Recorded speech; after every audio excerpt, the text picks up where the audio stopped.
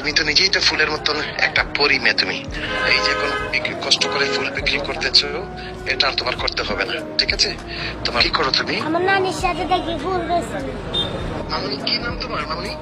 ফাইজা। আচ্ছা, তুমি ভালো আছো? আচ্ছা, তোমার আম্মু আব্বু আছে?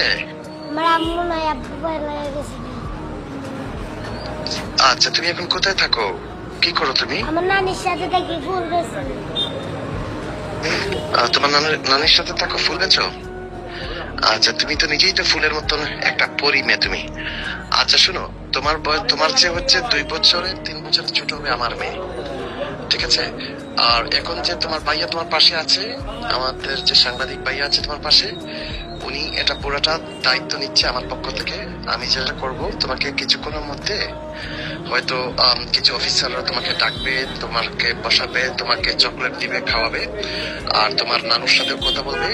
এবং ইনশাল্লাহ যদি আল্লাহর হুকুম হয়, আমি তোমার যাতে তুমি এই কষ্ট আর না করতে পারো, এই যে এখন কষ্ট করে ফুল বিক্রি করতেছো, এটা আর তোমার করতে হবে না, ঠিক আছে? তোমার পুরো দায়িত্বটা ইনশাল্লাহ আমি নিচ্ছি, এবং তোমার জন্য যা যা করতে হয়, তোমার লেখাপড়া থেকে নিয়ে সবকিছুর দায়িত্ব আমি নিচ্ছি।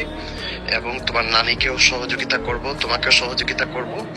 আর আমি চাই না যেন আমার মেয়েটা আর এইরকম কষ্ট করে, কারণ আমাদের সমাজটা যত সুন্দর, আমাদের সমাজটা হচ্ছে ততটুকু নোংরা, বুঝতে পারছো?